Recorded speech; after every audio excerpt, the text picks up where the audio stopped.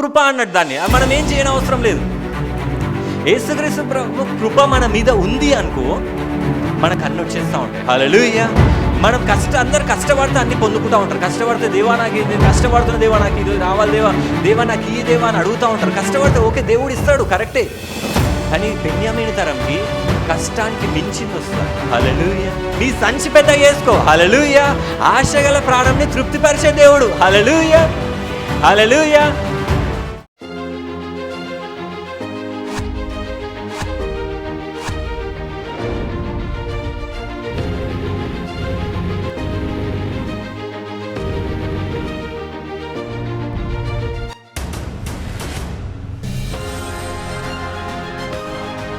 ఆదికాండము 43వ అధ్యాయము 31 ఇక్కడ రాసింది. అప్పుడు అతడు ముఖము కడుక్కొని వెలుపలకు వచ్చి తను తాను అణుచుకొని భోజనం వడ్డించడని చెప్పాను. ప్రార్థన చేసుకుందాం. దేవ వాక్యం ద్వారా మీరు మాట్లాడండి. యేసయ్య మమ్మల్ని ఎంతగానో ప్రేమించిన దేవా నీకు వందనాలు. తన దేవా మేము తన దేవ ఏ శ్రమలు ఉన్నామో, ఏ బాధలు ఉన్నామో తన దేవ మాకు ఏది కావాలనో అది నీకు తెలుసు తండ్రి.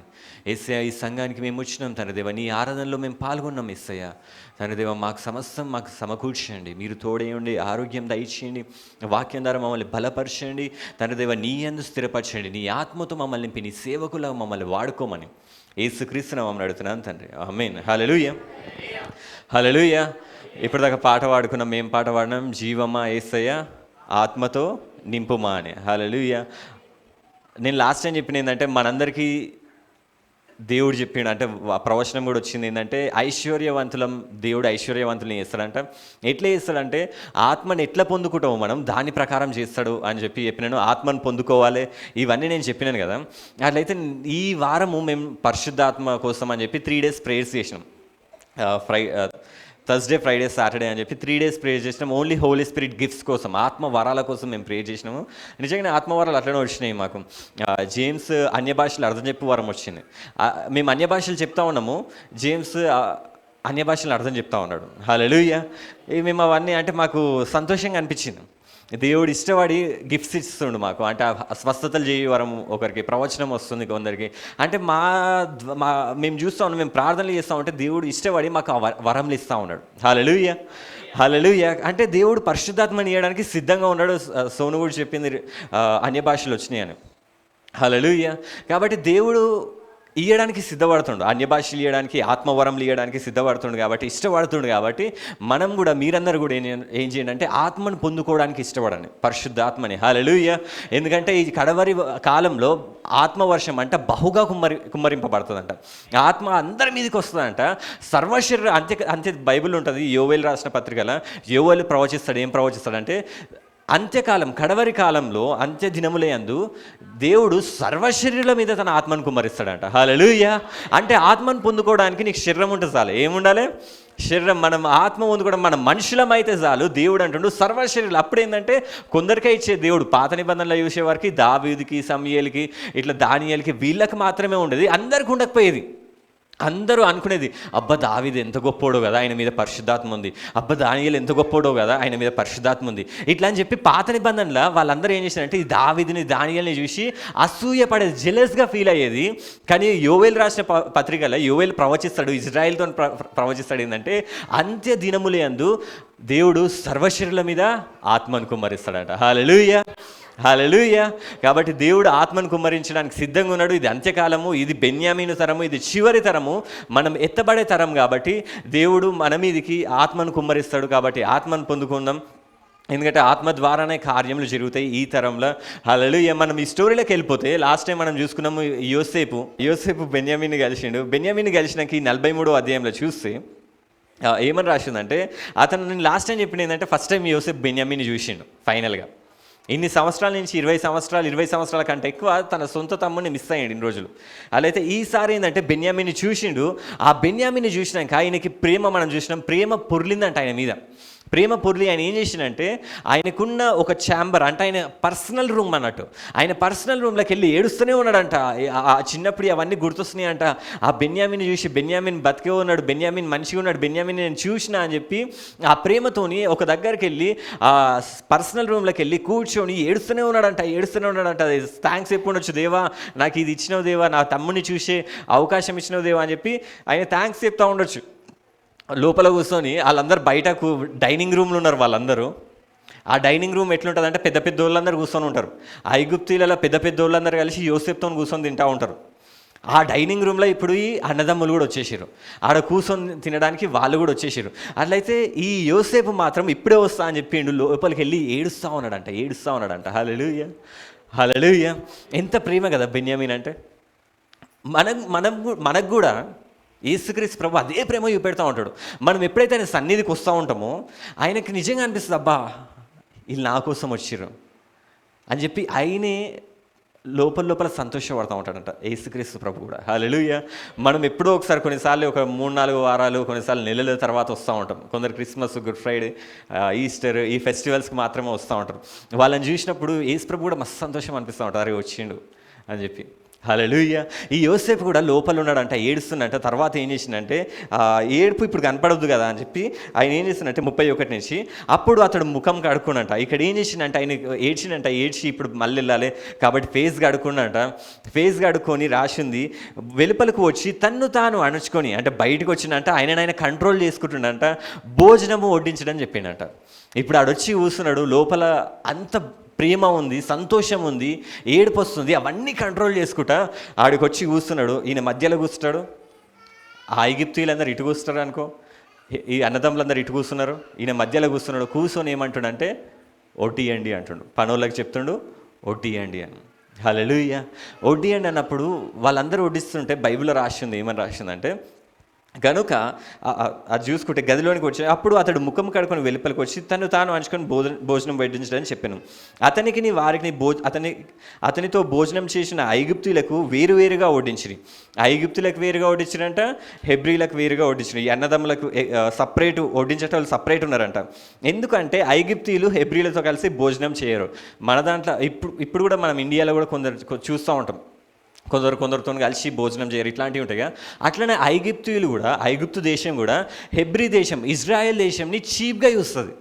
హెబ్రీయులు అంటే అంటరాని వాళ్ళలాగా చూస్తుంది. వాళ్ళతో కూర్చొని తినరు కూడా వాళ్ళు ఈ ఐగుప్తులు. కానీ దేవుడు ఏం చేసిండు, ఆ హెబ్రీయున్నే ఐగుప్తులకి రాజుగా నియమించిండు. హల్లెలూయా. ఎవరైతే అంటరానోళ్ళు అని అనుకుర్రు ఐగుప్తులు, ఆ హెబ్రీయుని తీసుకొచ్చి వీళ్ళ తల మీద నిలబెట్టిండు. హల్లెలూయా. దేవుడు అట్లాంటి కార్యాలే చేస్తూ ఉంటాడు. ఎవరైతే మనల్ని చీదరించుకుంటాడో, ఎవరైతే మనల్ని వద్దు అనుకుంటారో వాళ్ళకే అధికారంగా నియమిస్తాడు. హల్లెలూయా. మన దేవుడు మనల్ని ఎప్పుడు తక్కువ ఉంచాడు, అందరికంటే ఎక్కువ ఉంచుతాడు. తలగా బైబిల్ రాసి ఉంటుంది, నువ్వు తలగా ఉండు కానీ తోకగా ఉండవు. ఐగుప్తులు అనుకుర్రు ఈ హెబ్రీలు వేస్ట్ చేయాలి, వీళ్ళని ముట్టుకోవద్దు అనుకుర్రు. కానీ ఐగుప్తులు అందరూ యోసేపు దగ్గరకు వచ్చి కాళ్ళు మొక్కేటట్టు చేసుకున్నట్ట. హల్లెలూయా, హల్లెలూయా. దేవుడు అట్లా మార్చిండు. ఇప్పుడు తినే దగ్గర కూడా ఐగుప్తులందరూ ఒక దగ్గర కూర్చురు, అన్నదమ్ములందరూ ఒక దగ్గర కూర్చురు. ఐగుప్తులకి కొందరు వడ్డిస్తారంట. అలాయితే ఇక్కడ రాసింది అన్నదమ్ములకి వడ్డిస్తూ ఉన్నారంట. ఇంకేమని రాసిందంటే ఈ కూర్చోబెట్టే విధానం కూడా అంట ఎట్లా కూర్చోబెట్టిందంటే జ్యేష్ఠుడు మొదలుకొని కనిష్ఠుని వారికి, అంటే కూర్చున్న దగ్గర ఈ అన్నదమ్ములే ఉన్నారు కానీ ఈ పిక్చర్లో, కానీ ఐగుప్తులు కూడా కూర్చొని ఉంటారు. కనిష్ఠుని వరకు అతని ఎదుట తమ ఈడు చొప్పున కూర్చుండు కనుక ఆ మనుషులు ఒకరి వైపు ఒకటి చూసి ఆశ్చర్యపడిరి. ఈ యోసేపుకి అందరు తెలుసు ఎవరు ఫస్ట్ పుట్టిర్రు, రూబేను, లీవై, అందరు అన్నదమ్ములది తెలుసు. అలా అయితే ఏం చేశాడంట, రూబేను ఈడ కూసో, ఓ లేవి ఇక్కడ కూసో, ఓ ఇక్కడ కూసో అనడానికి కరెక్ట్ వాళ్ళు ఎట్లా పుట్టిరు అట్లనే కూర్చోబెట్టిండట. వీళ్ళు షాక్ అయ్యారంట, అరే మేము ఎట్లా పుట్టామో ఈయనకెట్లా తెలుసు, కరెక్ట్ పెద్దోడిని ఫస్ట్ కూర్చోబెట్టిండు. అట్లా ఒక్కొక్కరిని కూర్చోబెట్టే వారికి ఆ కూర్చునే పద్ధతిలో వీళ్ళు షాక్ అవుతున్నారంట, ఈయనకి మా గురించి ఎట్లా తెలుసు, మమ్మల్ని కరెక్ట్ కూర్చోబెట్టిండని చెప్పి ఆశ్చర్యపడ్డాక మరియు ఇది మంచిగా ఉంటుంది. మరియు అతడు తన ఎదుట నుండి వారికి వంతులెత్తి పంపెను. హల్లెలూయా. ఈయన ఏం చేస్తున్నంటే వడ్డించేటోళ్ళకంటే యోసేపే ఇస్తున్నట్ట, ఇగో రూబేన్కి ఇది పో, రూబేన్కి చికెన్ బిర్యానీ ఇపో, రూబేన్కి మటన్ బిర్యానీ ఇపో, ఇగో ఈ గులాబ్ జామ్ ఇపో, ఈ స్వీట్ ఇపో, ఈ సాంబార్ ఇపో అని చెప్పి యోసేపు అతని ఎదుట నుండి వారికి వంతులెత్తి, అంటే ఒక్కొక్కరికి కొంచెం ఇస్తుండంట. ఇగో ఈ చిన్న పాత్రల ఈ చికెన్ ముక్కలు ఈ రూబెన్కి, ఈ చిన్న పాత్రల అందరికి అట్లా ఇచ్చినట్ట. తర్వాత బెన్యామీను వంతు వారందరి వంతుల కంటే 5 వంతులు గొప్పదంట. హల్లెలూయా. లాస్ట్కి అందరికేమో ఒక్కొక్క చికెన్ ముక్క ఇచ్చిండట, బెన్యామీన్కి వచ్చే వరకు 5 చికెన్ ముక్కలు ఇచ్చిండట. హల్లెలూయా. అందరికేమో మటన్ ముక్క ఒకటే ఇచ్చిండట, బెన్యామీన్కి వచ్చే వరకు 5 మటన్ ముక్కలు ఇచ్చిండట. అందరికేమో ఒకటే లడ్డు ఇచ్చినట్ట, బెన్యామీన్కి ఏం చేసిండు, ఇగో ఒక లడ్డు తీసుకొని వెళ్ళిపోతూ ఉండొచ్చు. కాదు ఇంకో లడ్డు మళ్ళీ వెళ్ళిపోతూ ఉండొచ్చు. కాదు ఇంకో లడ్డు తీసుకో, మళ్ళీ వెళ్ళిపోతూ ఉంటా. కాదు ఇంకో లడ్డు తీసుకో. ఎన్ని లడ్డులు ప్రభు అంటే 5 లడ్డులు తీసుకో. ఎన్ని ఇచ్చిండంట? 5 లడ్డులు ఇచ్చిండంట. హల్లెలూయా. బెన్యామీన్కి స్పెషల్. అందరేమో ఒక్కొక్క లడ్డు పెడుతురు, అందరికేమో బెన్యామీన్కి వచ్చే వరకు 5 చికెన్ ముక్కలు, 5 మటన్ ముక్కలు, 5 ప్రతిదీ ఏది ఇచ్చినా కానీ తినడానికి 5 ఎక్కువ ఇస్తారు. అందరు షాక్ అవుతారు. అన్నదమ్ములు అందరూ చూసుకోవచ్చు, అరే వీడేంది, మాకు పెద్ద కడుపు, పెద్దోళ్ళకి పెద్ద కడుపు ఉంటుంది, చిన్నోళ్ళకి చిన్నగా ఎవరన్నా ఇస్తే ఎట్లా ఇవ్వాలి, పెద్దోళ్ళకి ఇవ్వాలి ఎక్కువ. అరే వీడు పెద్దోడు బాగా తింటాడు అని చెప్పి వానికి పెట్టాలి, చిన్నోడు కొంచెం తింటాడని తక్కువ పెట్టాలి. కానీ ఈ చిన్నోనికి ఏం చేసిరంటే అందరికంటే ఎక్కువ పెడుతున్నట్ట. వాడు తింటాడా లేదా నాకు సంబంధం లేదు, కానీ వానికైతే 5 వంతులు ఎక్కువ పెడతా. హల్లెలూయా. హల్లెలూయా. ఎందుకంటే బెన్యామీన్కి దేవుడు ఒకటి చెప్పాలనుకుంటున్నాడు ఏంటంటే, ఈ బెన్యామీన్ తరంకి అడిగిన దానికంటే ఎక్కువ పొందుకునే తరం అంట. హల్లెలూయా. అన్ని తరాల కంటే ఎక్కువ పొందుకునే తరం ఏదైనా ఉందంటే బెన్యామీన్ తరమే. హల్లెలూయా. పాత కాలంలో పాత తరాలు ఉన్నాయి కదా, ఆ తరాలు అడిగిన దానికి పొందుకున్నారేమో, కానీ ఈ తరం ఏంటంటే వాళ్ళు అడిగిన దానికంటే ఊహించిన దానికంటే అత్యధికంగా పొందుకునే తరము బెన్యామీన్ తరము. హల్లెలూయా. 5 అంటే దేనికి గుర్తు అంటే కృపకి గుర్తు. దేనికి గుర్తు? కృపకి. అంటే ఈ తరంకి దేవుడు ఏం చేసినా ఎట్లా ఇస్తాడు అంటే కృపల నుంచి ఇచ్చేస్తూ ఉంటాడు. అత్యధికమైన కృప ఏ తరంకి ఉంటుంది అంటే ఈ బెన్యామీన్ తరంకి ఉంటుంది, అంటే మన తరంకే ఉంటుంది. హల్లెలూయా. హల్లెలూయా.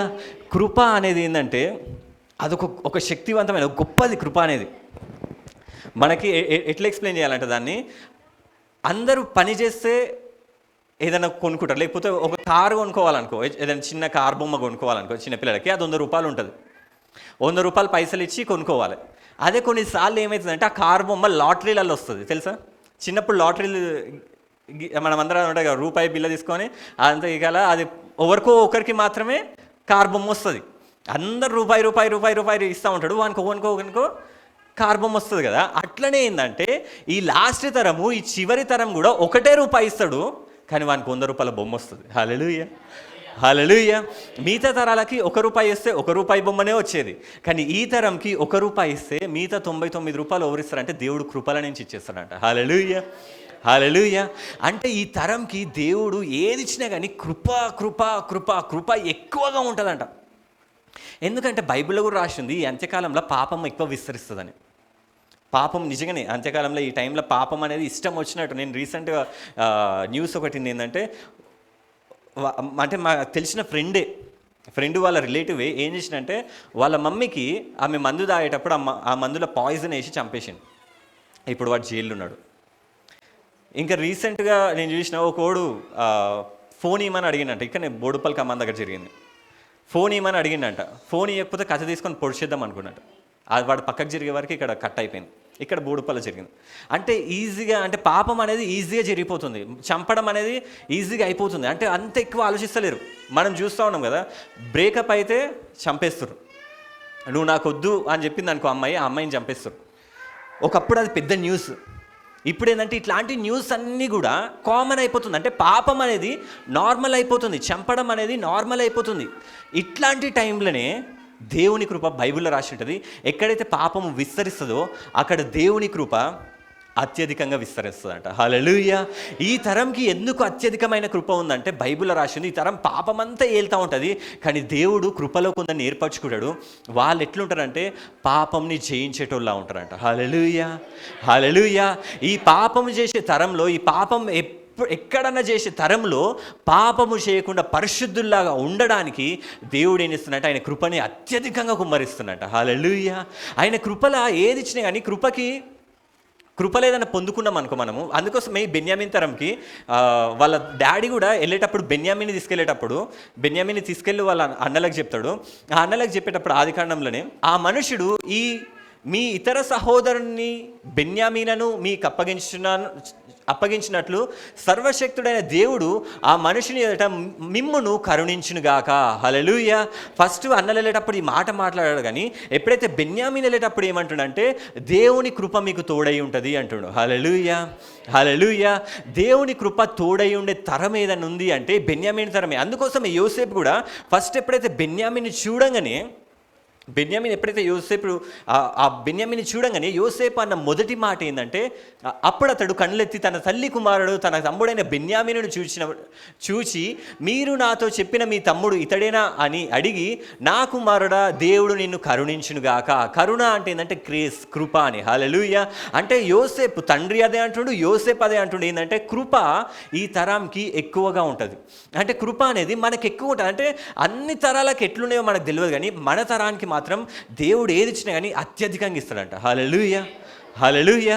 ఎందుకంటే కృప ఎక్కువ ఉంటుంది మన తరానికి, మన స్పెషల్ ఫేవర్డ్ చిల్డ్రన్ అన్నట్టు.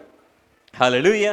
నేను కూడా కొన్ని మీటింగ్స్కి వెళ్తూ ఉంటాను కదా, కొన్ని మీటింగ్స్కి వెళ్ళినప్పుడు బ్రదర్స్ని తీసుకొని మన చర్చ్ వాళ్ళని కానీ రామ్నగర్ నుంచి కానీ కొన్ని మీటింగ్స్కి వెళ్తా. కొన్ని మీటింగ్స్కి వెళ్ళినప్పుడు ఆ మీటింగ్స్లో వాళ్ళు నన్ను ఎక్కువ అభిమానించేటోళ్ళు ఉంటారు కొందరు. అట్లయితే ఆ కుటుంబాలు ఏం చేస్తారంటే, వాళ్ళు ఫుడ్ పెట్టేటప్పుడు కూడా అందరికీ రెండు చికెన్ ముక్కలు పెట్టిన అనుకో, నాకు 4-5 పెడతారు చికెన్ ముక్కలు. ఎందుకంటే నేను అంటే ఒక టైప్ ఆఫ్ అభిమానం కాబట్టి. నేను అట్లా సీన్ బ్రదర్తో, మన చింటూ వాళ్ళతో కొన్ని మీటింగ్స్కి వెళ్ళినప్పుడు వాళ్ళు నాకు ఎక్కువ పెడతా ఉంటారు. అది తింటా, సరే పెట్టు, తిను, ఎట్లున్నా చూడు బక్కగా అని చెప్పి ఇంకా ఎక్కువ పెడతా ఉంటారు కొందరు. పెడతా ఉంటే తింటా ఉంటారు. లాస్ట్కి ఆ స్వీట్ ఇస్తారు. ఆ స్వీట్ కూడా ఒక సిస్టర్ ఏం చేసిందంటే, స్వీట్ అందరికీ మామూలుగా ఒక చిన్న గ్లాసులలో కప్పులలో పోసిచ్చింది. కప్పులలో స్వీట్ పెడతారు కదా, పాయసం. నాకేం చేసింది, ఇంత పెద్ద గ్లాసులో తీసుకొచ్చింది మొత్తం అంతా స్వీట్. ఆల్రెడీ ఇంత తిన్నా ఫస్ట్, మళ్ళీ లాస్ట్కి ఇంత గ్లాస్లో పోసుకొచ్చింది స్వీట్. నేనన్నా, సిస్టర్ ఇప్పుడే ఇంత తిన్నా సిస్టర్, ఇది వెళ్ళదు అసలు, నాకు స్వీట్ వద్దు అంటే, బంటి నువ్వు తినాల్సిందే అని చెప్పి నాకు ఇచ్చేసింది. ఆ సీన్ బ్రదర్ వాళ్ళు ఇప్పుడు కూడా వాళ్ళు అంటూ ఉంటారు, బంటి నువ్వు తినాల్సిందే అని చెప్పి అంటూ ఉంటారు. అంటే వాళ్ళు అందరికి ఒకలాగా చూసిర్రు, నాకు వచ్చే వరకు స్పెషల్గా చూసిర్రు. సామాన్యతో కూడా, సామాన్య వెళ్ళినప్పుడు అందరికి ఒకలాగా చూస్తూ ఉంటారు, సామాన్యకు ఒకలాగా చూస్తూ ఉంటారు. మనం సామాన్యతో వెళ్ళినప్పుడు మనల్ని కూడా అట్లనే వస్తూ ఉంటారు. హల్లెలూయా, హల్లెలూయా. ఇవన్నీ ఎందుకు జరుగుతాయి అంటే యేసుక్రీస్తుని మనం మోస్తున్నాం కాబట్టి. అది గాడిద, యేసుక్రీస్తుని మోస్తున్న గాడిద ఏంది, దానికి కూడా పూలు జల్లిరు, కార్పెట్లు వేసిర్రు, అది గాడిదనే. హల్లెలూయా. నాకు కూడా ఎందుకంత అభిమానం, నన్ను కూడా ఎందుకు అభిమానిస్తారంటే నేను కూడా యేసుక్రీస్తుని మోస్తా కాబట్టి. హల్లెలూయా. నేను గాడిదనే అయి ఉండొచ్చు, కానీ గాడిదని విలువకండి నన్ను ఎవరు. హల్లెలూయా. నేను గాడిదనే అయి ఉన్నా కానీ నాకు పూలు చల్లుతూ ఉంటారు. నాకు అవి స్పెషల్గా చూస్తున్న పాస్టర్ గారు అంటారు కొందరు. అయితే ఒక సిస్టర్ సర్పంచ్, ఆమె ఇప్పుడు సర్పంచ్ అయింది. ఆమెనైతే నేను ఒకసారి వాళ్ళ ఇంట్లోకి వెళ్ళాను. వాళ్ళ ఇంట్లోకి వెళ్ళగానే ఆమె కూర్చొని ఉంది, మమ్మీతో మాట్లాడుతూ ఉంది. నేను అప్పుడే కింద, మమ్మీ ఫస్ట్ వెళ్ళినాక నేను బండి ఆఫ్ చేసి మెల్లమెల్లగా వస్తూ ఉంటాను. మమ్మీ వెళ్ళిపోయింది, మాట్లాడుతూ ఉంది. నేను మెల్లగా వెళ్ళే వరకు ఇప్పుడు ఆమె సర్పంచ్ హోదాలో ఉంది. ఆమె అట్లా ఆమె సోఫా మీద కూర్చున్నామే, నేను వాళ్ళ ఇంట్లోకి ఎంటర్ కాగానే లేచి దండాలను పెడుతుంది. నేను షాక్, ఈమె సర్పంచ్, అందరూ ఈమెకి పెట్టాలి, కానీ ఈమె లేచి నాకు నమస్కారాలు పెడుతుంది. అంటే ఇది అంతే, ఎందుకంటే గాడిద కూడా అవన్నీ జరుగుతాయి. హల్లెలూయా. యేసుక్రీస్తుకి వచ్చే ప్రతిది కూడా ఎవరికి వస్తుంది, గాడిద కూడా వస్తుంది. అట్లనే అదంటే కృప అన్నట్టు, దాన్ని మనం ఏం చేయని అవసరం లేదు. యేసుక్రీస్తు ప్రభు కృప మన మీద ఉంది అనుకో, మనకు అన్నీ వచ్చేస్తూ ఉంటాయి. హల్లెలూయా. మనం అందరు కష్టపడితే అన్నీ పొందుకుంటూ ఉంటారు. కష్టపడితే దేవా నాకు ఇది, నేను కష్టపడుతున్న దేవా నాకు ఇది రావాలి, దేవా నాకు ఈ దేవా అని అడుగుతూ ఉంటారు. కష్టపడితే ఓకే, దేవుడు ఇస్తాడు, కరెక్టే. కానీ బెన్యామీను తరంకి కష్టానికి మించింది వస్తుందంట. హల్లెలూయా, హల్లెలూయా. నేను అదే చెప్పిన, వాడు ₹1 పెడితే లాటరీలో ₹100 బొమ్మ వస్తుంది చిన్నప్పుడు. అట్లా నువ్వు రూపాయి కష్టపడితే నీకు దేవుని కృపతోని ₹100 వస్తాయి. హల్లెలూయా, హల్లెలూయా. ఎందుకు, ఏముంది ఈ తరం మీద ఏముంది ఎక్కువ, దేవుని కృప ఉంది. హల్లెలూయా, హల్లెలూయా. ఇది చివరి తరంకి అట్లనే ఉంటుంది, లాస్ట్ తరంకి అట్లనే ఉంటుంది. ఒక స్టోరీ కూడా యేసు ప్రభు చెప్తాడు. ఏమని చెప్తాడంటే, ఒక అతను అంట తన ద్రాక్షవల్లిలో పని చేయడానికి ఒక అతను బయటికి వెళ్ళినంట, పనులను తీసుకురావడానికి బయటికి వెళ్ళినప్పుడు, పొద్దున 6 గంటలకు వెళ్ళినప్పుడు 6 గంటలకు కొందని తీసుకొస్తాడంట పని చేయడానికి. నీకు వాళ్ళకి చెప్తాడు ఏంటంటే, ఒక దీనారం అంటే డైలీ వేజ్ అంటే ₹1000 ఇప్పుడు ప్రజెంట్ టైంలో, ఒక డైలీ 1 డే లేబర్ అన్నట్టు.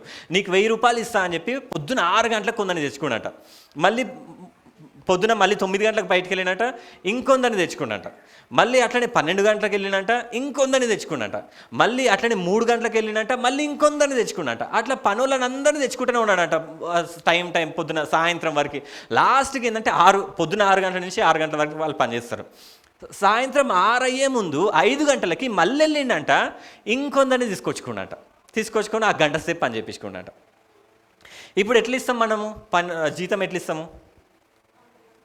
6 గంటలకు వచ్చిన వాళ్ళకి 1000 రూపాయలు ఇస్తే, ఈ 5 గంటలకు వచ్చిన వాళ్ళకి ఎంత ఇవ్వాలి? 100 రూపాయలు. అట్లా ఏదో ఒక తక్కువ ఇవ్వాలి. అట్లయితే ఈయన ఏం చేసిందంట, ఫస్ట్ ఏం చేసినంట, 6 గంటల పనోడు వచ్చిందంట, అందరు వచ్చేసినట్ట పైసలు తీసుకోవడానికి. అప్పుడు ఏం చేసినంట, 5 గంటలకు ఎవరు వచ్చిరో వాళ్ళు ఫస్ట్ రండి అన్నాడంట. ఏమన్నాడు? ఫస్ట్ 5 గంటలకు వచ్చిన వాళ్ళు ఎంతమంది ఉన్నారో వాళ్ళు రండి అంటే, వాళ్ళు ఫస్ట్ వచ్చిరంట. రాగానే ఇగో మీకు 1000 రూపాయలు ఇస్తున్నా తీసుకో అన్నాడంట. ఎంత ఇచ్చినట్ట? 1000 రూపాయలు. అప్పుడు 6 గంటల నుంచి వచ్చినాడు అనుకుంటా, అమ్మా వీనికి 1000 ఇచ్చిందంటే నాకు 10,000 ఇస్తాడు అని చెప్పి మస్తు ఖుషి అయిపోయినట్టు. ఈయనేంది గంట సేపు పని చేసినానికి 1000 రూపాయలు ఇచ్చి నాకేంది ఇస్తాడు అని చెప్పి షాక్ అయినాక తర్వాత 3 గంటల పనులను పిలిచి వాళ్ళకి 1000 ఇచ్చినట్ట. తర్వాత 12 గంటల పనులకు 12 గంటలకు వచ్చిన వాళ్ళని వాళ్ళకి 1000 ఇచ్చినట్ట. 9 గంటలకు వచ్చిన వాళ్ళని పిలిచినట్ట, వాళ్ళకి 1000 ఇచ్చినట్ట. పొద్దున 6 గంటల నుంచి పనులను పిలిచినట్ట, వాళ్ళకు కూడా 1000 ఇచ్చినట్ట. ఇది ఎక్కడ న్యాయం? మేము 6 గంటల నుంచి పని చేస్తే 1000 రూపాయలు ఇచ్చినావు, వాడు వచ్చి గంట సేపు పని చేసిండు, వాడు పని కూడా సరిగా చేయలేదు, వచ్చిండు ఏదో ఊపిండు చీపురు గట్ట పట్టుకొని అట్లా ఇట్లా అన్నాడు, ఏదో పని చేస్తున్నా అన్నాడు, అంత అయిపోయింది. వాడు రాగానే ఏముంది, పని పట్టుకునే లోపలనే గంట మోగింది, వాడు వెళ్ళిపోయిండు. ఆయనకి 1000 రూపాయలు ఎందుకు ఇచ్చినావు అని చెప్పి వీళ్ళందరూ షాక్ అయ్యారంట. హల్లెలూయా. పగలంతయు కష్టపడి ఎండ బాధ సహించిన మాతో వారిని సమానం చేసితివే. హల్లెలూయా. మేము పొద్దున 6 గంటల నుంచి పని చేస్తున్నాము, ఈ గంట సేపు పని చేసిన వానికి మాతో వానికి సమానమైంది అని ఇలా అడుగుతున్నారంట. అని ఈ ఇంటి యజమానుని మీద సనుక్కొనిరంట. హల్లెలూయా, హల్లెలూయా. వాళ్ళు సనుక్కుంటారంట, ఏంది మేము పొద్దునంతా పని చేసినాము, వీడు ఒక గంట సేపు వచ్చిండు, వీనికి నువ్వు ఎక్కువ కృప అంటే అట్లనే ఉంటుంది. నువ్వు గంట సేపు పని చేయి, నీకు రోజంతా కూలి వస్తుంది. హల్లెలూయా, హల్లెలూయా. మనం ఏం ఎక్కువ కష్టపడిన అవసరం. పోయిన తరాలు అన్నీ కష్టపడ్డాయి, ఓకే, వాళ్ళ కష్టానికి తగిన ఫలితం వాళ్ళు పొందుకుర్రు. కానీ ఈ తరం ఏంటంటే, మనము ఎట్లా అడగాలంటే దేవుని, దేవా నాకు మామూలు కార్యాలు కాదు దేవా నీ కృపల దయచేయి, నేను అడుగుతా, నువ్వు చేసేదేవా అన్నప్పుడు దేవుడు అత్యధికంగా చేసే తరం ఇది. హల్లెలూయా. దేవుడు వాళ్ళందరికీ ఎట్లా ఇచ్చిండో తెలియదు, కానీ మనకైతే ప్రతిదీ కూడా కృపలనే ఇస్తాడంట. అన్నీ ఫాస్ట్గా అయిపోతాయి ఈ తరంలో. ఆత్మల రక్షణ కూడా ఎట్లా అయిపోతుంది అంటే తెలుసా, ఒకరిని నరకంలో మంటల నుండి ఎట్లయితే ఫాస్ట్ గుంజేస్తామో అంత ఫాస్ట్గా ఈ తరం వాళ్ళు రక్షించగలుగుతారు. హల్లెలూయా, హల్లెలూయా. అద్భుతాలు కూడా అట్లనే జరుగుతాయంటే, కృపలు ఎట్లా జరుగుతాయంటే, మనం ఈ తరం వాళ్ళు మామూలుగా అడిగేది తరం కాదు ఇది. అత్యధికమైన కృప ఉంది కాబట్టి ఈ తరంకి మనం ఏది అడిగినా కానీ గొప్పగానే అడగాలి. హల్లెలూయా, హల్లెలూయా. నువ్వు ఎట్లా అడిగితే దేవుడు దానికంటే గొప్పగా చేసే దేవుడు. హల్లెలూయా. మనం చూసినాం అన్నదమ్ములందరికీ ఒక్కొక్క వంతు వచ్చిందేమో, ఈ బెన్యామీన్కి మాత్రం యోసేపు 5 వంతులు ఇచ్చినట. హల్లెలూయా, హల్లెలూయా. ఈ తరానికి పోయిన తరాలన్నిటికీ ఎట్లుందో మనకు తెలియదు, కానీ ఈ తరానికి దేవుడు ప్రతి ఒక్కటి కృపలో ఇచ్చునుగాక. హల్లెలూయా, హల్లెలూయా. ఎవరైతే మనం నమ్ముతున్నామో ఇవన్నీ నమ్మాలి మనం దేవుని దగ్గరకు వచ్చినప్పుడు. ఎందుకంటే బైబిల్లో కూడా రాసి ఉంటుంది. తర్వాత ఈ స్టోరీ మనం చూసుకుంటే, ఈ స్టోరీలోకి వెళ్తే, ఈ స్టోరీలో ఏమైందంటే తర్వాత అందరు తిన్నారంట. It is not law of, ఇది కూడా చూసుకుంటే నాకు ఇష్టం వచ్చినట్టు నా సంతోషం చేయట. ఇక్కడ నేను మంచివాడినందుకు నీకు కడుపు మంట ఉన్నదా, యేసుప్రభు వాళ్ళని తిడతాడు. తర్వాత ఈ ప్రకారమే కడపటి వారు మొదటి వారు అవుదురు. అంటే లాస్ట్ వచ్చిన వాళ్ళు ఏమైనా ఫస్ట్ పైసలు తీసుకుర్రు, తర్వాత ఫస్ట్ వచ్చిన వాళ్ళు లాస్ట్ తీసుకురు. అంటే చిన్న తరం ఏదైతుందో అదే నెంబర్ 1 తరం అంట. హల్లెలూయా. ఈ లాస్ట్ తరమే దేవుడు అంటుండు, ఈ లాస్ట్ తరమే మొదటివారు కడపటివారు అవుదురు, కడపటివారు మొదటివారు అవుదురు. హల్లెలూయా. ఈ చివరి తరమే దేవునికి ఇష్టమైన తరం అంట. ఈ పోయిన తరాలన్నీ షాక్ అయి చూస్తున్నాయి అంట, ఎందుకు ఈ తరంకి ఇంత స్పెషల్ అని. ఎందుకంటే వీళ్ళే ఫస్ట్ ఉంటారు. హల్లెలూయా, హల్లెలూయా. ఈ తరంని దేవుడు అంత ప్రేమిస్తున్నట్ట. ఈ ప్రకారమే కడపటివారు. తర్వాత స్టోరీలోకి వెళ్ళిపోతుంది, ఆదికాండంలోకి వెళ్ళిపోతే మనం చూస్తే యోసేపు ఆ మనుషుల గోనెలు పట్టినంత తర్వాత ఏం చేసినట్టే, వాళ్ళు తిన్నారంట, అందరు తిన్నారు, తాగిండ్రు, అంత అయిపోయింది. వాళ్ళకి అన్నీ ఇవ్వాల్సినవి అన్నీ ఇచ్చేసిర్రు, అన్నీ మంచిగా యోసేపు తినే ఫుడ్ తిన్నాడు. ఎవరు వాళ్ళ అన్నదమ్ములందరూ, బెన్యామీన్ కూడా అంత తినేసిండు. తిన్నాక ఏం చేసిండంటే, వాళ్ళు వచ్చింది ఎందుకు యాక్చువల్గా ఆ ధాన్యం తీసుకెళ్ళడానికి వచ్చారు.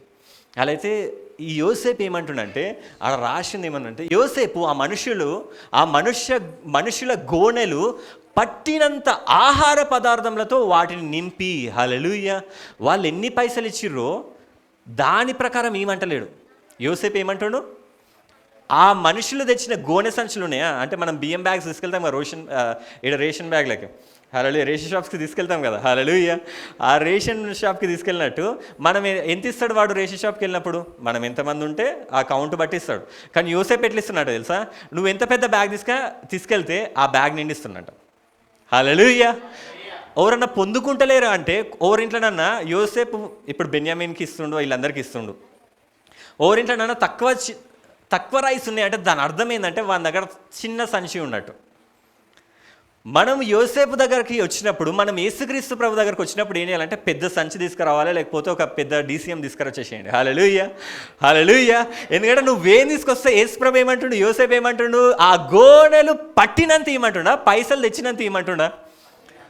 వాళ్ళు ఎంత గోనెలు తెచ్చిర్రో ఆ గోనెలు పట్టినంత ఇవ్వండి అంటాడు. హల్లెలూయా. యేసుక్రీస్తు ప్రభువు ఈరోజు నేను చూస్తుండు, నీ విశ్వాసం ఎంతుందో దాని ప్రకారం దేవుడు నీకు ఇచ్చిండు గాక. హల్లెలూయా. అందుకోసం నీ విశ్వాసం ఎట్లుండాలంటే గొప్పగానే ఉండాలి. దేవా నేను గొప్పగా అడుగుతా దేవా, ఎందుకంటే దేవుడు అంటుండు నీ గోనెలు పట్టినంత, అంటే నువ్వు ఎంతైతే విశ్వాసంతో ఉంటావో అంత గొప్పగా దేవుని కార్యాలు ఉంటాయి. హల్లెలూయా, హల్లెలూయా. నేను ఒక సాక్ష్యం విన్నా. ఆ సాక్ష్యం ఏంటంటే ఒకసారి ఒక అతను వాక్యం చెప్తా ఉన్నాడంట సండే స్కూల్లో చిన్నపిల్లలకి.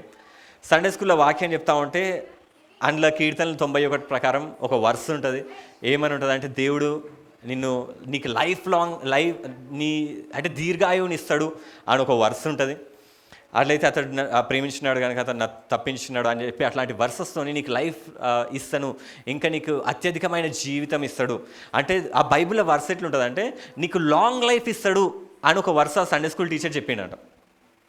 చెప్పినాక అందరు వింటున్నారంట. అట్లయితే ఆ సండే స్కూల్ టీచరే అన్నాడంట, ఏమన్నాడంటే, సరే పిల్లలారా ఇక్కడ మీరు అందరూ ఉన్నారు కదా, దేవుడు చెప్తుండే మీకు లాంగ్ లైఫ్ తెస్తాడని, మీరందరూ కూడా 100 years బ్రతుకును గాక అన్నాడంట. ఎవరు? ఈ సండే స్కూల్ టీచర్. మీరందరూ కూడా 100 సంవత్సరాలు బ్రతుకును గాక అనగానే అందరూ నవ్వుకుంటున్నారు. అంటే ఎందుకంటే అది వరల్డ్ వార్ జరిగే టైం, ప్రపంచ యుద్ధం జరుగుతుంది. ఆ టైంలో వరల్డ్ వార్స్ జరుగుతున్నాయి, దేశాల మీద దేశాలు కొట్టుకుంటా ఉన్నాయి. World War II ఆ టైమ్స్లో, అంటే బతుకుతామో లేదో అనే డౌట్లో ఉన్నారు ఆ టైంలో. అట్లాంటి టైంలో ఈ పాస్టర్ అన్నాడంట, ఈ సండే స్కూల్ టీచర్ అన్నాడంట, మీరు 100 సంవత్సరాలు బ్రతుకునుగాక అనగానే పిల్లలందరూ నవ్వుకుంటున్నారంట.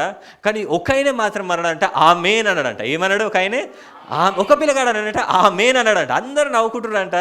కానీ ఒక పిల్లగాడు అవన్నీ పట్టించుకోలేదంట, కానీ అన్నాడు ఆమేన్ అని. హల్లెలూయా. తర్వాత చూసుకుంటే ఆయనే 103 years బ్రతికిండంట.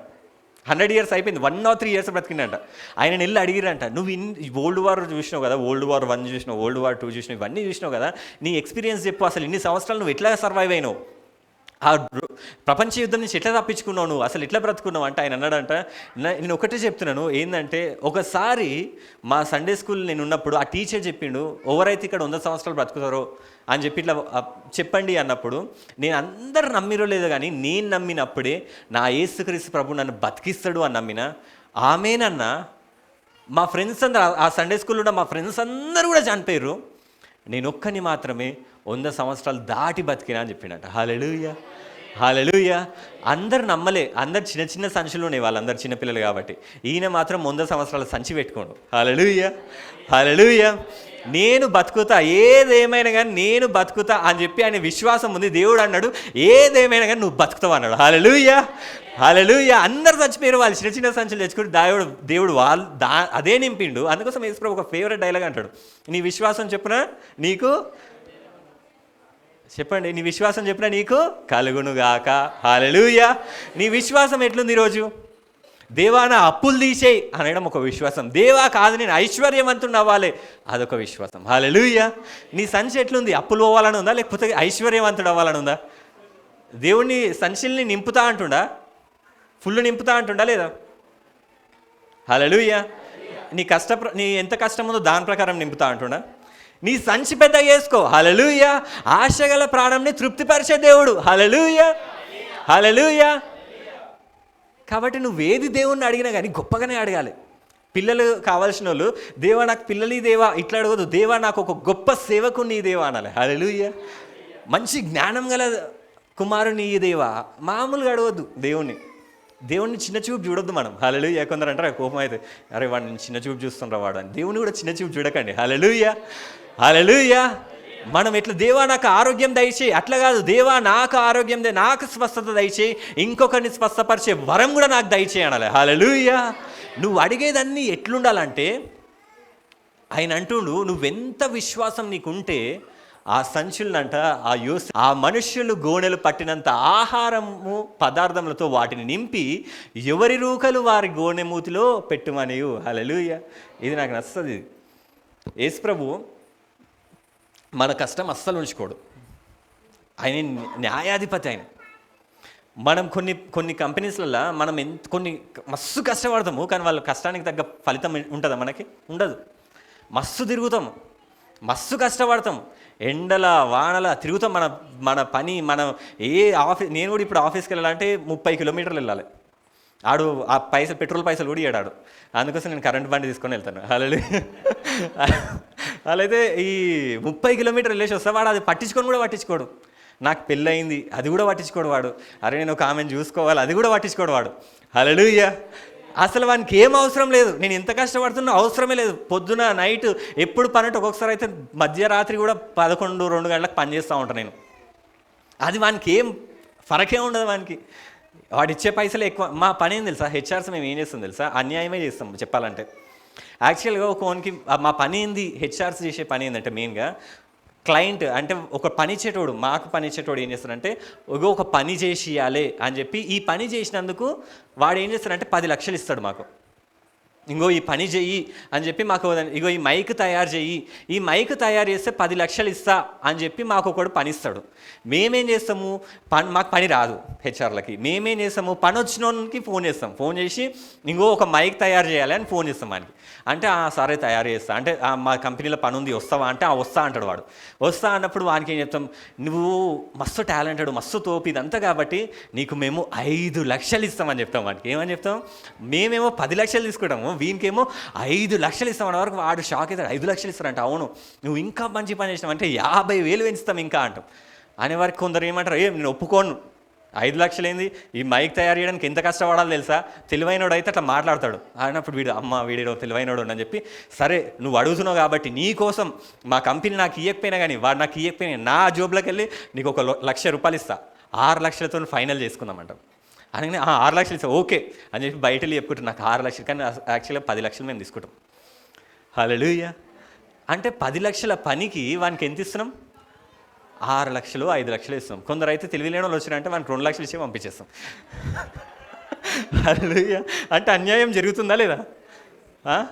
మా అమ్మమ్మకి అయితే ఎవరైనా అన్యాయం చేసినట్టే మస్తు కోపం వస్తుంది. మా అమ్మమ్మకి అన్యాయం అని కూడా రాదు, అన్యాయం అంటది.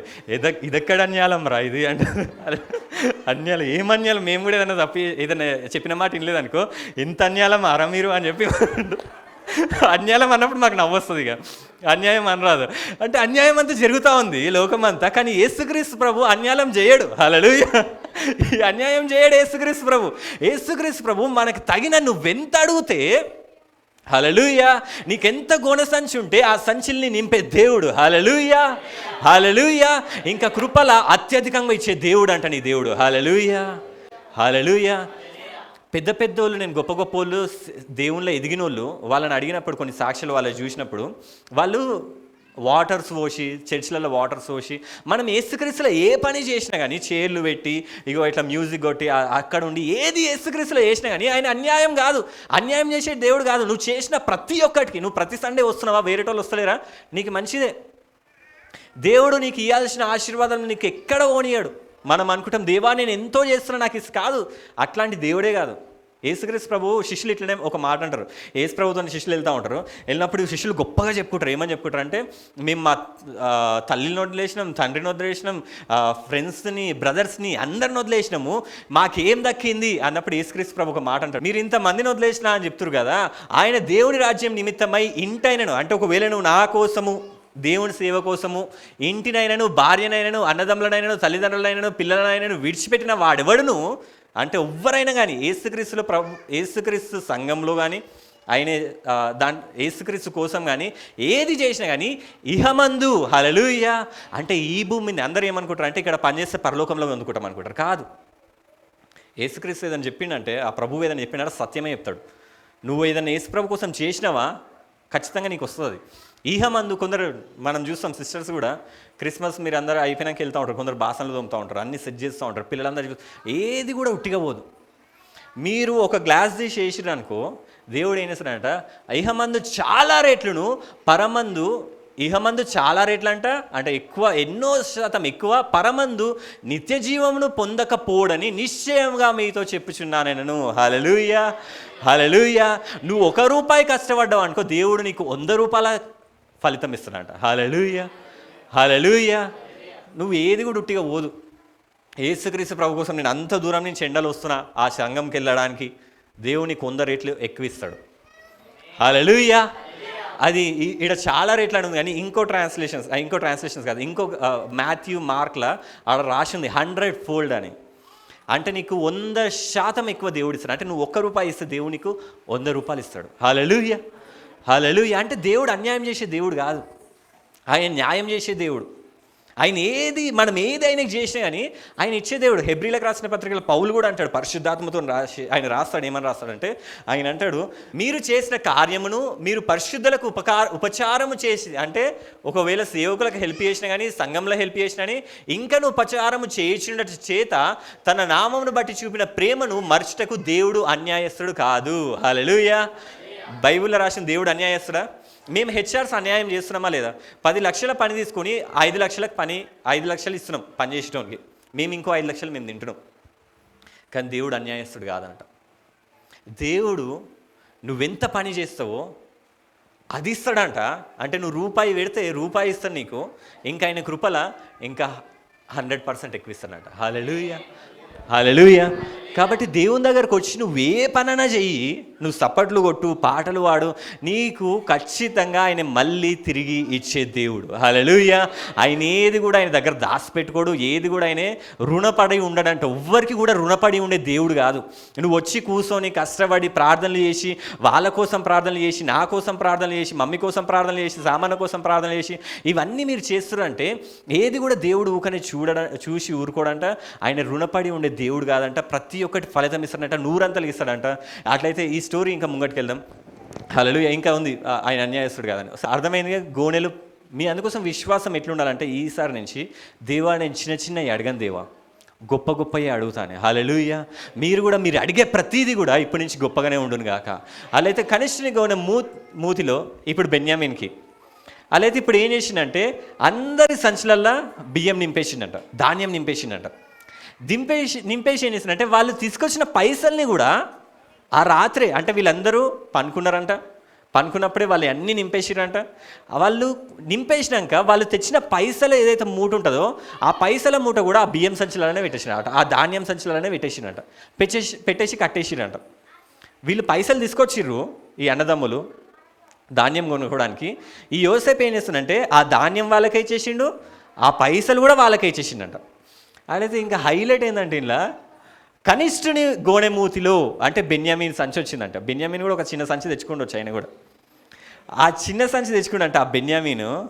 ఆ బెన్యామీను గోనెమూతిలో తన వెండి గిన్నెను, హల్లెలూయా, యోసేపు ఏం చేసిందంటే తన వెండి గిన్నెను పెట్టిందంట. అతని ధాన్యపు రూకలను పెట్టుమని అతని గృహ నిర్వాహకునికి ఆజ్ఞాపించగా యోసేపు చెప్పిన మాట అతడు చేసెను. హల్లెలూయా, హల్లెలూయా. యోసేపు ఏం చేసిందంటే అందరికీ వాళ్ళ పైసలు వాళ్ళకి ఇచ్చేసిందంట. కానీ యోసేపు ఏం చేసిందంటే ఈ బెన్యామీన్కి మాత్రము ఆయన సిల్వర్ కప్పు, అంటే ఆయన తాగే కప్పు కూడా అందులో పెట్టిండంట. ఆయన పైసలు ఆయనకు పెట్టేసిండు. ఇంకోటి ఏంటంటే ఒక సిల్వర్ కప్పు, వెండి పాత్ర ఒకటి, వాళ్ళ దగ్గర పాత్రలు ఉంటాయి ఐగుప్తీలో, వాళ్ళు తాగే పాత్రలు. అట్లయితే ఆ వెండి పాత్ర ఎందుకు ఇదంతా ప్లాన్ చేస్తుందంటే, ఇప్పుడు ఈ బెన్యామీన్ వెళ్ళిపోతాడు, వచ్చిండు, ఒక రోజు ఉన్నాడు, ఒక రోజు వచ్చిండు, నెక్స్ట్ డే పొద్దున్నే మళ్ళీ వెళ్ళిపోతారు వీళ్ళు. కానీ యోసేపుకి ఈ బెన్యామీన్ వదులుకోవడం ఇష్టం లేదు. కాబట్టి ఈయన ఏం చేస్తున్నంటే ఈ బెన్యామీన్ సంచిలా ఈయన వెండి పాత్ర ఒకటి ఏం చేస్తున్నంటే అందులో పెడుతుండంట. ఎవరు? బెన్యామీన్ సంచిలా పెట్టినాక వాళ్ళు వెళ్ళిపోతారు కదా. వెళ్ళిపోతూ ఉంటే ఈ యోసేపు ఏం చేస్తాడంటే, వాళ్ళు వెళ్ళిపోతారు కదా, ఈ సేవకులకు ఏం చెప్తారంటే మీరు వాళ్ళని వెంబడించి వాళ్ళని పట్టుకొని యోసేపు యొక్క వెండి పాత్ర ఎవరో దొంగలించిన మీ దాంట్లో. దొంగలించిన ఎవరన్నా? పెట్టింది ఎవరు? యోసేపే పెట్టిండు. అది వీళ్ళకి తెలుసా? ఆ పైసలు ఉన్నాయని తెలియదు, ఈ వెండి పాత్ర ఉందని కూడా తెలియదు. అలాగే ఈ పనోళ్ళు వచ్చి ఏమంటారు, మా యజమాని యొక్క వెండి పాత్ర మీ దాంట్లో ఎవరో ఒకరు దొంగలించిర్రు. ఆ ఎవరో దొంగలించిర్రో ఆ దొంగని మా యోసేపు, మా అధిపతి ఏం చేస్తాడంటే ఎప్పటికీ బానిసలాగా ఆయన దగ్గరనే పెట్టుకుంటాడంట. హల్లెలూయా. అంటే ఇదంతా ప్లాన్ ఎందుకు చేసిండు యోసేపు? ఆ తమ్ముడిని ఉంచుకుందామని. తమ్ముని దగ్గర పెట్టిండు వెండి పాత్ర, పెట్టుకొని దొరుకుతాడు, దొంగ అని దొరుకుతాడు. అరే నువ్వు దొంగవిరా అని చెప్పి తమ్ముడిని అంటాడు ఫస్ట్. అని ఏమంటాడు, నువ్వు దొంగవి, నడువు నా దగ్గరికి వచ్చేసి. హల్లెలూయా. అన్నలని ఏమంటాడు, మీరు పోండి అంటాడు. ఈ తమ్ముడిని ఏం చేస్తాడు, నువ్వు రా, నువ్వు నా బానిసవి, నువ్వు రా. హల్లెలూయా. అంటే నేను అన్నని చెప్పుకోవట్లేడు యోసేపు, ఇదంతా ప్లాన్ చేస్తుండు, ఇంటెలిజెంట్గా ప్లాన్ చేస్తుండు. ఇన్ని రోజుల తర్వాత కనిపించిండు, ఒక రోజుకే అయిపోతుందా? ఉండాలి కొన్ని రోజులు. ఈ అన్నల్ని పంపించేద్దాం, ఒక ప్లాన్ వేసి ఆ సిల్వర్ కప్పు, ఆ వెండి పాత్రని ఏం చేసిండంటే ఆ బ్యాగ్లో, బెన్యామిన్ బ్యాగ్లో పెట్టిండంట. హల్లెలూయా. ఇది కూడా ఒక సాదృశ్యమే, ఇది కూడా ఒక అర్థం ఉంది ఇలా. ఏంది అంటే యోసేపుకి ఆ వెండి పాత్ర అని అంటే ఏంటంటే, పాత్ర అని ఏంటంటే ఏదైనా ఒకరి పాత్ర మనం షేర్ చేసుకుంటున్నామంటే దాని అర్థం ఏంటంటే వాళ్ళకున్న ప్రతి ఒక్కటి కూడా మనం పొందుకుంటున్నట్టే. అంటే ఇప్పుడు ఆ కాలంలో నా పాత్రలోనిది ఎవరైనా తాగిరనుకో, అంటే నేను తాగే పాత్ర వేరేటోడు తాగినంటే దాని అర్థం ఏంటంటే మేమిద్దరం ఒకటే అని. నాకున్నదంతా కూడా వీనికి ఉంటుంది, అప్పుడే నా పాత్రను తాగనిస్తా. అందుకోసం యేసుక్రీస్తు ప్రభువుడు ఏం చేస్తాడు, ఆయన పాత్రను తీసుకుంటాడు. ఇదేంది, ఇది ఆయన పాత్ర అంటారు మనకి. నన్ను అది ఇప్పుడు వస్తలేదా టీవీ, కొరింథియన్స్ ఉంటుంది, ఆ వర్స్ వద్దులే, మనందరికి తెలుసు అది. యేసు ప్రభు ఏమంటాడంటే ఆ రక్తం తీసుకొని ఇది నా పాత్ర, ఈ పాత్రని ఆయన తాగుతాడు, తాగి ఏం చేస్తాడు, తీసుకోండి అంటాడు. అంటే దాని అర్థమైంది, ఈ పాత్ర నువ్వు తాగినావు అనుకో, దాని అర్థం ఏంటంటే యేసుక్రీస్తు లాగా నువ్వు మారినట్టే. హల్లెలూయా. యేసుక్రీస్తుకి ఏవైతే పవర్స్ ఉన్నాయో, యేసుక్రీస్తుకి ఏదైతే జ్ఞానం ఉందో, యేసుక్రీస్తుకి ఏదైతే స్వస్థత ఉందో, యేసుక్రీస్తుకి ఏదైతే జయం ఉందో, అదంతా కూడా ఆయన పాత్రలోనే నువ్వు తాగినావు అనుకో, దాని అర్థం ఏంటంటే నీకు కూడా అవన్నీ వచ్చినట్టే. అందుకోసం యోసేపు దగ్గర ఉన్న పాత్ర ఎవ్వరి దగ్గర లేదంట, కానీ అన్నదమ్ముల దగ్గర ఈ బెన్యామీను దగ్గరనే ఉందంట. హల్లెలూయా. అంటే యేసుక్రీస్తు యొక్క కంప్లీట్ పవర్స్, కంప్లీట్ విజ్డము మిగతా తరాలకు ఉన్నాయో లేదో కానీ మన తరంకి ఆ పాత్ర ఉంది. అంటే మనము యేసుక్రీస్తుకి మనము ఈక్వల్గా అయ్యే టైం అంటే ఇది. హల్లెలూయా. హల్లెలూయా. ఎందుకంటే యేసుక్రీస్తుని మరణం జయించిండు, ఈ తరం కూడా మరణం జయించే తరం ఇది. హల్లెలూయా. మనమందరం మరణంని జయిస్తాం, అందుకోసమే ఆయన పాత్ర మనకు ఉందంట. యేసుక్రీస్తు ప్రభువునికి ఒక శిష్యులు అడుగుతారు, యాకోబు యోహాను ఒకసారి అడుగుతారు, ఓ యేసయ్య, నీ పక్కన కుడి పక్కన నేను, ఎడమ పక్కన నా తమ్ముడు. యాకోబు యోహాను అడుగుతారు. అడిగినప్పుడు అప్పుడు యేసుక్రీస్తు ప్రభు ఏమని చెప్తాడంటే, మీరు ఎందుకు అట్లా అడుగుతుర్రు, నా పాత్రలోనిది మీరు తాగుతారా, అంటే నాతో పాటు ఈక్వల్గా ఉంటారా, ఇది తండ్రి నిర్ణయిస్తాడని చెప్తాడు. హల్లెలూయా. ఇది అందరికీ దక్కేది కాదు, నాలాగా ఉండే అర్హత నాలాగా ఉండేది అందరికీ దక్కేది కాదు, ఇది ఆ తండ్రి నిర్ణయిస్తాడని చెప్పిండు. ఆ తండ్రి ఎవరికి నిర్ణయించిందంటే ఈ బెన్యామిన్ తరంకి నిర్ణయించిండు. హల్లెలూయా. ఆ కప్పు, ఆ పాత్ర ఎవ్వరి దగ్గర దొరకలేదు, కానీ యోసేపు యొక్క పాత్ర మన దగ్గరనే దొరికిందంట. హల్లెలూయా. హల్లెలూయా. ఈ బెన్యామిన్ తరంకి యోసేపు యొక్క కప్పు కూడా ఉంది. అందరి దగ్గర ధాన్యమే ఉంది, కానీ ఈ బెన్యామిన్ తరంకి మాత్రము ఆ యోసేపు యొక్క ఆ పాత్ర కూడా ఉంది. యోసేపు, దాని బైబిల్లో రాసి ఉంటుంది ఆదికాండంలోనే, అది శకునములు చూచు పాత్రనంట. అంటే అందులో యోసేపు ఆయన చెప్పుకుంటాడు, ఏమని చెప్పుకుంటాడు అంటే, నా పవర్స్ అన్నీ కూడా ఈ పాత్రలో ఉన్నాయి, అట్లాంటి పాత్రను దొంగలిస్తావా అని అడగండి వెళ్ళి అని చెప్పి అంటాడు. హల్లెలూయా. అంటే యోసేపు యొక్క శక్తులు, అంటే అబద్ధం చెప్తాడు ఆయన చెప్పాలంటే, యోసేపు యొక్క శక్తులన్నీ కూడా ఇండ్లు ఉన్నాయి. ఇది పవర్ఫుల్ కప్పు. ఎందుకంటే ఆ టైంలో ఐగుప్తీయులకి, గొప్ప గొప్ప వాళ్ళందరికీ వాళ్ళ శక్తులన్నీ ఒక కట్టెలను మనం చూస్తూ ఉంటాం. మనం కూడా కొందరు మంత్రగాళ్ళకి చూస్తే వాళ్ళ ప్రాణం ఎక్కడనో ఒక దగ్గర ఉంటుంది, ఒక ప్రాణం చిలుకలు ఉంటుంది, ఒక ప్రాణం కట్టెలు ఉంటుంది, ఇవన్నీ మనం వింటూ ఉంటాం కదా. అట్లనే ఈయన శక్తులన్నీ కూడా యోసేపు అంటున్నాడు, నా శక్తులన్నీ కూడా ఈ పాత్రలో ఉన్నాయి, ఈ పాత్రను నువ్వు ఎట్లా దొంగతనం చేస్తావు బెన్యామీను, నడువు నువ్వు బానిసలాగా అని చెప్పి తీసుకురావాలని చెప్పి ఒక ప్లాన్ వేస్తాడు. హల్లెలూయా. హల్లెలూయా. అట్లనే పొద్దున అవుతుంది, ఆ సంచులన్నీ నిండుంటాయి, సంచులు నిండుంటాయి. ఈ అన్నదమ్ములందరూ అట్లనే వెళ్ళిపోతూ ఉంటే అక్కడి నుంచి సేవకులు వస్తారు, సైనికులు వస్తారు, వచ్చి ఈ అన్నదమ్ములని కలుసుకొని, అరే మీరు ఎంత దొంగలరా, మీరు మా యోసేపు మిమ్మల్ని పిలిచి అన్నం పెడితే మీరు ఆయన పాత్రనే దొంగతనం చేస్తారు అని చెప్పి ఆయన ఏం చేస్తాడంటే ఆ అన్నదమ్ములందరినీ భయపెట్టిస్తూ ఉంటాడు, మీరు దొంగతనం చేసిరు, మీరు దొంగతనం చేసిరని. అప్పుడు ఆ అన్నలు ఇక ఎంత భయపడి ఉంటారు కదా, ఎందుకంటే పిలిచిండు, యోసేపు పిలిచిండు, అన్నం పెట్టిండు, ఆయన గొప్ప అధికారి, అంటే ప్రైమ్ మినిస్టర్ కూడా, ప్రైమ్ మినిస్టర్ దేశానికే ఉంటాడు, కానీ ఆయనే ప్రపంచాన్ని మొత్తం వెళ్తుండే ఆ టైంలో యోసేపు. అంత గొప్ప ఆయనే, ఆ గొప్ప ఆయన ఇంట్లోకి వెళ్ళి దొంగతనం చేస్తే బతకనిస్తారా? బతకనియరు. కాబట్టి ఇట్లాంటి టైంలో ఈ అన్నదమ్ములు ఏం చేస్తూ ఉంటారంటే, ఇది మాది కానే కాదు, మేము ఈ తప్పు చేయలేదు. అప్పుడు యూదా ఒకడు ముంగట్టుకు వచ్చి ఏమంటాడంటే, ఎవరి దగ్గరనైతే ఆ కప్పు దొరుకుతుందో, నేను ప్రమాణం వేసుకొని చెప్తున్నాను, ఎవరి దగ్గరనైతే ఆ కప్పు దొరుకుతుందో వాడిని చంపేస్తామంటారు. కప్పు ఉందా లేదా? అది బెన్యామీన్ దగ్గరనే ఉంది. ఈయన ఏమంటాడు, మేము అట్లాంటి వాళ్ళమే కాదు, మేము దొంగలమే కాదు, దొంగతనం మా వృత్తి కాదు, మేము గొర్రెల్ని కాస్తాం, పనులు చేస్తాం, కానీ దొంగతనం చెయ్యం, మేము మా వృత్తి కూడా కాదు అది. అప్పటి వరకు అసలు దొంగతనమే చేయలేదు. దొంగతనం చేసేది ఉంటే పైసలు ఎందుకు మళ్ళీ రిటర్న్ తీసుకొస్తాం? మేము దొంగతనం చేయలేదు. ఎవరి దగ్గర అయితే మీకు ఆ పాత్ర దొరుకుతుందో వాడిని చంపేసేయండి అంటు, మేమే చంపేస్తాం వాడిని అంటు. అన్నప్పుడు ఇప్పుడు ఏం చేస్తారు? అప్పుడు ఆ కవర్స్ ఫస్ట్ నుంచి చెప్తారంట. ఫస్ట్ పెద్దోని పాత్ర అందులో ఏముండదు, తర్వాత ఇంకొక, తర్వాత ఆ 10 మంది అయిపోయినాక బెన్యామీన్ది బ్యాగ్ తీస్తారు, అందులో ఏముంది ఇప్పుడు? ఆ పాత్ర అట్లనే ఉంది. యూదా ఏమన్నాడు? ఎవరి దగ్గర దొరికితే వాడిని, ఈ బెన్యామీను లేకుండా వెళ్ళిండు అనుకో యూదా, ఈ యూదా బెన్యామీని చంపడం కాదు, ఆ తండ్రే యూదాని చంపేస్తాడు.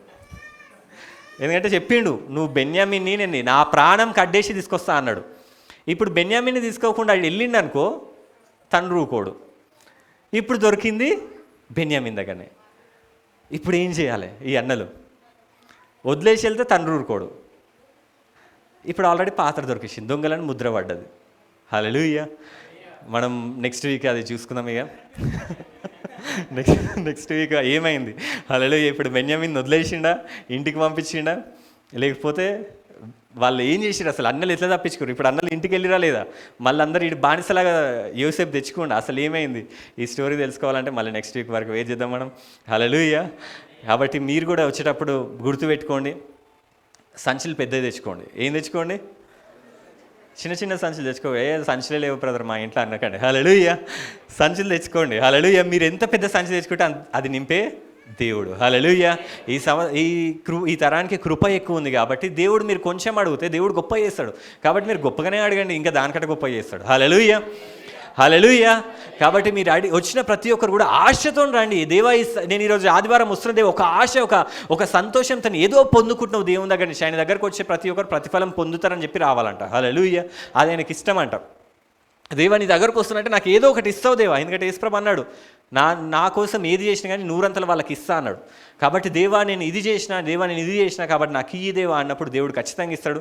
ఆయన కృపలో ఇంకా అత్యధికంగా ఇస్తాడు. కాబట్టి ఆయన దగ్గరకు వచ్చినప్పటి నుంచి నెక్స్ట్ టైం నుంచి సంచులు పెద్ద పెద్దవి తెచ్చుకోండి. దేవుడు మిమ్మల్ని అందరిని ఐశ్వర్యవంతులు చేయను గాక. హల్లెలూయా. ఐశ్వర్యవంతులు మామూలుగా ఉండాలి. సంచి ఎంత ఉండాలి? మనకు అప్పులు పోవడానికి 10 సంచులు కావాలి. హల్లెలూయా. ఐశ్వర్యవంతులు కావాలంటే పెద్ద పెద్ద డీసీఎంలు లారీలు తెచ్చుకొని వచ్చేటప్పుడు. హల్లెలూయా. పార్కింగ్ మనం ఏమైనా ప్లాన్ చేద్దాం. హల్లెలూయా. కాబట్టి మీరు అందరు సంచులు పెద్ద పెద్ద ఆశతో రండి. దేవా నేను వస్తున్నా, నాకు ఏదో అద్భుతం జరుగుతుంది. దేవా నేను ఈరోజు కూడా మీరు ఈ వారం అంతా కూడా ఏమనుకోండి అంటే, ఇప్పుడు నుంచే మీ సంచి పెద్దగా చేసుకోండి. ఇప్పుడే అనుకోండి ఏంటంటే, దేవా నీ సన్నిధికి వచ్చిన నీ వాక్యం విన్నా, దేవా నీ వాక్యం ప్రకారము నాకు కూడా విడుదల వస్తుంది, నీ వాక్యం ప్రకారం నా జీవితంలో కూడా అద్భుతం జరుగుతుంది, నా సంచి పెద్దగా చేసుకుంటా దేవా అని చెప్పి నీ ఆశను పెద్దగా చేసుకో. నీ ఆశను తృప్తిపరిచే దేవుడు మన దేవుడు. హల్లెలూయా. ఆయన అన్యాయస్తుడా? న్యాయం జరిగించేవాడా? అన్యాయస్తుడా? ఆయన నువ్వు రూపాయి ఇస్తే 100 రూపాయలు నీకు రిటర్న్ ఇస్తాడు ఆయన. అట్లా ఎవ్వరు దొరకరు ఈ లోకంలో. హల్లెలూయా. హల్లెలూయా. రూపాయి ఇస్తే మళ్ళీ రూపాయి ఇస్తురా మనకి? మీరు ఇచ్చి చూడండి కావాలంటే. మీకు డౌట్ ఉంటే ఒక 10 లక్షలు ఇచ్చి చూడండి. ఆ 10 లక్షలు రావడానికి మిమ్మల్ని ఎంత టార్చర్ పెడతారో చూడండి. హల్లెలూయా. లోకంలో పైసలు ఇచ్చిరనుకో, నిజంగా చెప్తున్నా, ఇచ్చిన పైసలు పోయినట్టే ఆశించకండి అంతే. నిజంగా ఎవరికైనా పైసలు ఇచ్చిరనుకో, మా ఫ్రెండ్స్కి నేనైతే అరే రేపే ఇస్తారా అంటాడు. ఆ రేపు ఇక రాదు, ఇక నాకు తెలుసు. హల్లెలూయా. అవి రావు పైసలు. నేను అనుకుంటా వానికి పైసలు ఇచ్చేటప్పుడే పోయినాయి అంతే. వాడు ఇచ్చిందంటే వాడు గొప్పోడు ఓకే అని. వాడు ఇయ్యలేదా నాకు ముందే తెలుసు, నేను ఇస్తున్నట్టనే వదిలేసుకుంటా అంతే. హల్లెలూయా. హల్లెలూయా. దేవుని దగ్గర అట్లా కాదు. దేవునికి నువ్వు రూపాయి ఇచ్చినావు అనుకో, దేవుడు ఎంత ఇస్తాడు నీకు? అయ్యే ఇస్తాడా లేదు అసలు డౌటే నాకు అంటారా? చెప్పండి, దేవుడు ఎంత ఇస్తాడు మీకు? చెప్పండి, వినపడతలేదు నాకు. అన్య భాషలు మాట్లాడుతారు. హల్లెలూయా. ఎంత ఇస్తాడు దేవుడు మీకు? మీ అందరికీ దేవుడు 100 రూపాయలు ఇచ్చును గాక. హల్లెలూయా. అంటే మీరు చేసిన పనికి 100 100 ఇచ్చును గాక అని. హల్లెలూయా. మీరు అడగండి, మీ సంచిలో ఓపెన్ చేసుకోండి, దేవుడు కృపతో అవన్నీ నింపును గాక. ఇచ్చిన వాక్యం దేవుడు దీవించును గాక. ఆమేన్. నేను ఇస్తున్నట్టనే వదిలేసుకుంటా అంతే. హల్లెలూయా. హల్లెలూయా. దేవుని దగ్గర అట్లా కాదు. దేవునికి నువ్వు రూపాయి ఇచ్చినావు అనుకో, దేవుడు ఎంత ఇస్తాడు నీకు? అయ్యే ఇస్తాడా లేదు అసలు డౌటే నాకు అంటారా? చెప్పండి, దేవుడు ఎంత ఇస్తాడు మీకు? చెప్పండి, వినపడతలేదు నాకు. అన్య భాషలు మాట్లాడుతారు. హల్లెలూయా. ఎంత ఇస్తాడు దేవుడు మీకు? మీ అందరికీ దేవుడు 100 రూపాయలు ఇచ్చును గాక. హల్లెలూయా. అంటే మీరు చేసిన పనికి 100 100 ఇచ్చును గాక అని. హల్లెలూయా. మీరు అడగండి, మీ సంచిలో ఓపెన్ చేసుకోండి, దేవుడు కృపతో అవన్నీ నింపును గాక. ఇచ్చిన వాక్యం దేవుడు దీవించును గాక. ఆమేన్.